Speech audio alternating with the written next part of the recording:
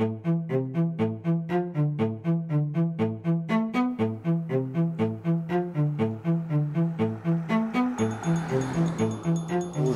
va se dérouler une journée de réflexion où les intervenants du réseau de la santé, du réseau de l'éducation, les étudiants du Cégep vont venir se sensibiliser sur la question des préjugés envers les personnes démunies. En entendant nos trois conférenciers nous entretenir sur ce sujet-là, on espère que les gens vont pouvoir développer un peu plus de nuances et de compréhension par rapport aux préjugés qu'on peut entretenir. Dans ma conférence, je montre bien qu'il y a des préjugés qui sont associés particulièrement au niveau des HLM famille, parce que, bon, des BS, c'est des gens qui ne veulent pas se prendre en main et tout. Les municipalités vont dire, oui, OK, c'est beau du logement social, mais on va faire de la mixité sociale. Mais en réalité, quand on regarde où les logements sociaux sont construits, c'est souvent dans des quartiers qui ont déjà beaucoup de logements sociaux et rarement dans des quartiers des classes sociales plus favorisées. Donc, il y a un enjeu ici de préjugés. Des préjugés à l'endroit des personnes en situation de pauvreté, il y en a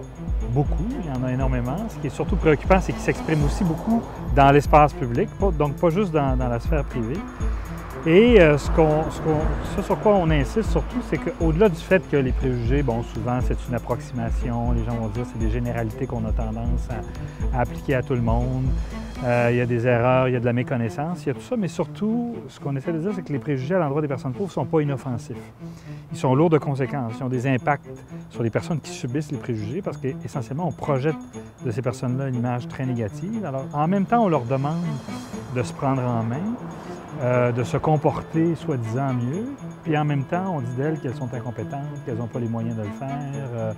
Quand on vit la pauvreté, c'est comme être dans un escalier roulant qui descend, puis essayer de monter, mais l'escalier, pendant ce temps-là, il nous redescend tout le temps, pendant qu'à l'autre bout, ça monte plus aisément.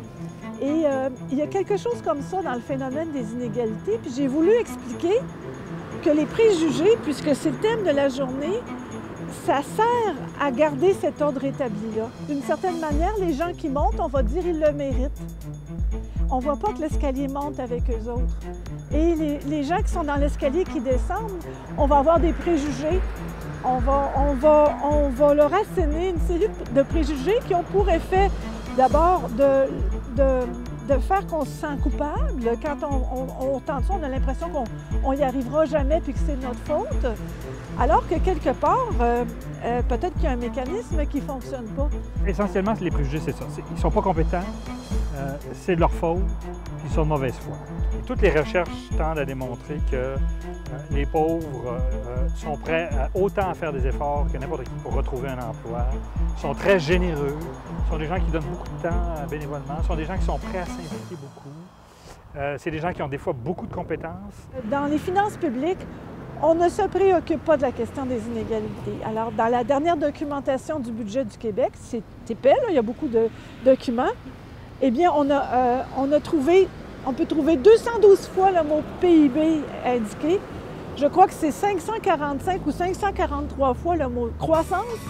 Mais si on cherche le mot inégalité ou le mot pauvreté, ça apparaît 0 fois. On est une société riche, mais malgré tout, on tolère qu'une personne sur 10, c'est 842 000 en 2011 environ, personnes sont sous un seuil qu'on se reconnaît, non pas pour la sortie de la pauvreté, mais pour la couverture des besoins de base, qui est la mesure du panier de consommation.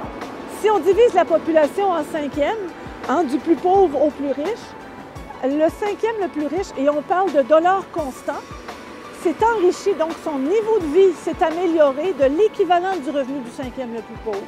Pendant la même période, le taux d'impôt réel sur le revenu total qui a été payé par le cinquième le plus riche est passé de 1997 à 2011 de 26 à 22 %. Donc, l'État aussi a contribué à l'augmentation des écarts dans notre société. Un des impacts très nocifs des préjugés, c'est la distance qu'on crée. On isole les personnes pauvres. À travers ces préjugés-là, elles sont de plus en plus victimes d'exclusion. Par conséquent, c'est important de recréer des espaces où on permet à des personnes en situation de pauvreté de jouer un rôle beaucoup plus actif, d'être reconnus dans leurs valeurs et surtout d'être entendus. C'est injuste dans un monde comme le nôtre où on se reconnaît libres et égaux en dignité et en droit. En fait, on devrait se reconnaître ça. C'est la Déclaration universelle des droits de l'homme qui le mentionne. En réalité,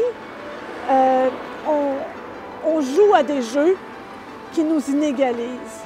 Et c'est le fait, je pense, de constater que ce sont des règles du jeu qui peuvent être changées.